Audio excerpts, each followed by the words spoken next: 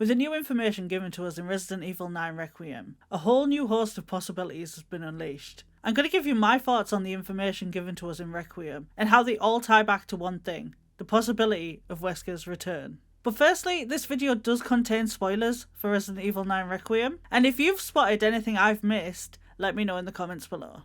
In Requiem we were introduced to Zeno, and instantly I recognised him. Then he spoke, and without a doubt that is Wesker's voice from Resident Evil 4 Remake. I've been waiting for you, Grace. Stop wasting my time, Ada. Find Lewis, fetch me the amber.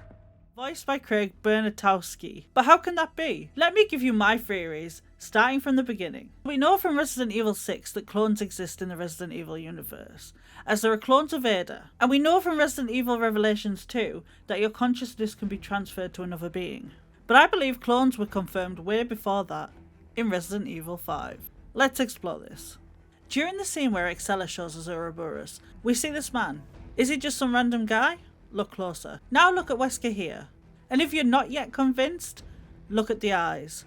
Why does this man have Wesker's eyes? The hunter eyes.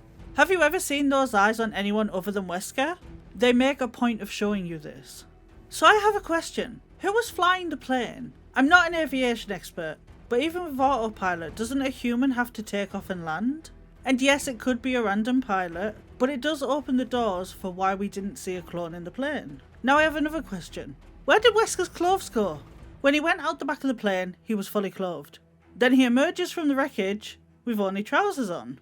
Also, Wesker fell off the plane first, so how could he emerge from the wreckage? Or anywhere near it for that matter? That is not how physics work. That could be an oversight on Capcom's part, but I believe they're smarter than that. Also, look at Wesker's behaviour after the crash. Wesker in RE5 is calm and collected. And yes, maybe he lost his mind after the plane crashed and Ouroboros went down. But why would he? We saw he had multiple missiles, way more than could fit on one plane. And he also made the virus, so he would still have samples and the research. In fact, we know that Alex and Albert were sharing information, because of the letter we found from Albert to Alex in Revelations 2. And she has Ouroboros in Revelations 2, which confirms samples survived. So why would cool, calm Wesker care that the plane crashed? Why would he lose his mind? And you can see he's in a lot of pain on the plane, but he's still relatively calm considering he's just been stabbed twice with the progenitor virus. A clone, on the other hand, may not have his restraint. Maybe I'm overthinking it, but Resident Evil is a well thought out franchise. But if it was in fact Wesker that went into the volcano, I do have another video explaining how he could have survived. I'll leave the link below. Now I want to talk about Zeno. At first I actually thought it was Wesker. They did such a good job with his reveal. But there were definitely signs it wasn't. And I know he is called Zeno, not Albert, but if you were trying to convince the world you were dead, would you walk around using your original name? And remember, Leon has never met Wesker, so he wouldn't know what he looked like. Just a side note. The first tell that Zeno was a clone was his eyes.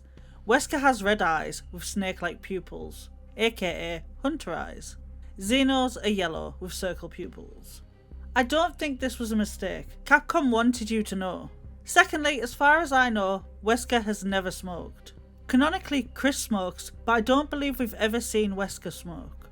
And obviously it is confirmed that Zeno is a clone when Dr. Gideon says this.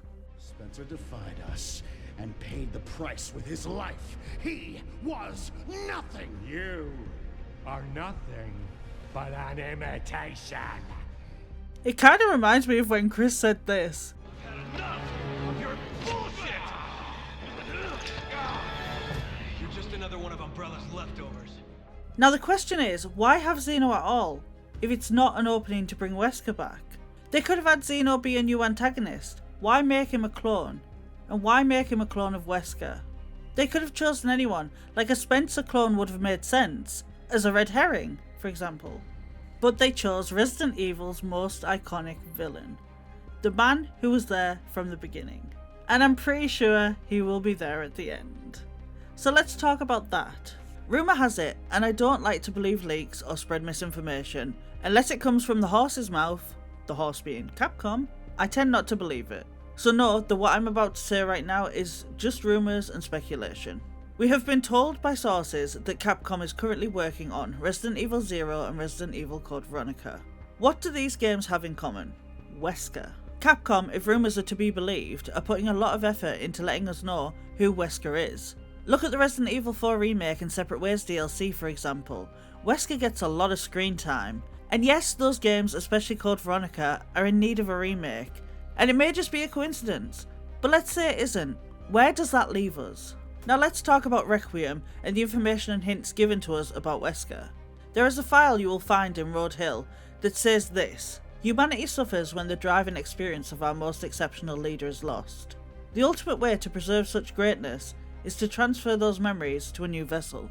Just as a fruit fly has the potential to pass certain memories on to their offspring through their genes, so too can the memories of human donors be passed to a recipient. The question we now face is how to harness this incredible potential. The answer lies in the medium of memory blood. Cells within the blood can contain a multitude of information, including factors tying to memory. Thus, since the T-virus grants us control over factors within the blood, it can be hypothesized that harnessing those same elements will allow us to transfer memories from superior individuals. However, for such a procedure to succeed, the host must be able to withstand the toxicity of a mutated T-virus strain, while preserving their own intelligence. Sourcing viable subjects will be the key to future research and testing. It's this part that jumped out at me instantly. The host must be able to withstand the toxicity of the T-virus while preserving their own intelligence. We know that Wesker infected himself with the T-virus in Resident Evil 1. And yes, this could also mean anyone who survived Raccoon City and was infected, like Leon for example. But he was not one of Spencer's test subjects. Wesker was. And we have seen in Zeno that Wesker's consciousness was successfully transferred to him. Now, let's talk about Grace for a second. One thing in Requiem I found interesting was this line from Zeno. So, the prodigal daughter returns. He calls Grace the prodigal daughter, and yes, this might just be a turn of phrase, but look at Grace, she could very easily be Wesker's daughter. Or Zeno's at least. She could even be Spencer's. Maybe that's why Spencer's doing all this in the first place, to bring back his own daughter or loved one. Maybe that's why he handed the successful clone, Grace, to Alyssa, so she could protect her. Because by this point, Spencer knows he's gonna die. Maybe it's just taken too long to create her. And we know the red-eyed children were failed attempts. So is it really that far-fetched that Grace could be Wesker's or even Spencer's child? But let's talk about Spencer's change of heart. I don't believe for 1 second that all of a sudden he grew a conscience. Have you seen him in this cutscene? The new superior breed of humans, given birth by the progenitor virus. The Wesker children were entrusted with endless potential. Of them, only one survived. You. I was to become a god. Creating a new world with an advanced race of human beings.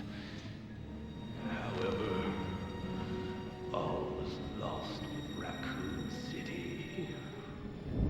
Despite that setback, your creation still holds great significance. Now my candle burns dimly. Ironic, isn't it? For one who has the right to be a god. To face his own mortality.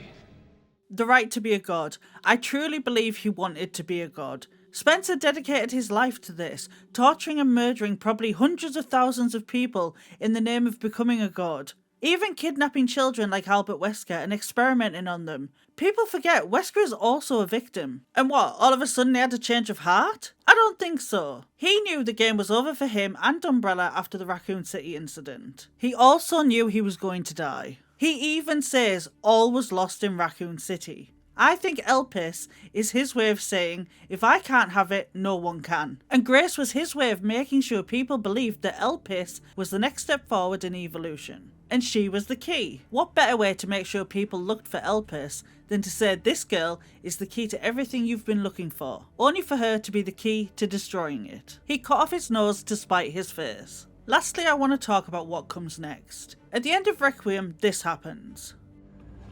Leon S. Kennedy? Depends who's asking. Alpha, you read me, sir? Yeah, they're safe. I got them. Yes, sir. Mr. Kennedy, I have a message from Captain Redfield. Now they call Chris Alpha, meaning Chris is very much still in play here. And in the very last scene we see, this happens.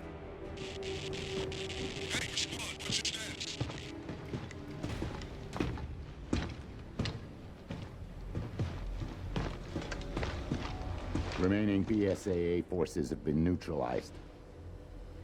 Retrieving the objective before they send in the wolves. They have to get there before the wolves. Chris is Alpha. The remaining BSAA forces have been neutralized. So we know this isn't the BSAA, it's the connections. I think in the very near future we're going to get the final battle we've all been waiting for. Chris versus Wesker. For real this time. Thank you so much for watching. If you have any thoughts you'd like to share, let me know in the comments below. I want to say thank you to the gamers whose cutscenes I commandeered. I will leave the links to their videos below. I was recording a playthrough myself, but for some reason after 6 hours, Streamlabs decided it didn't want to record my screen anymore. That's it from me, gamers. And in the cheesiest way possible, take it away, Wesker. Your compliance is noted. Follow the path of power and like, comment, and subscribe. Also, follow on Twitch if you dare.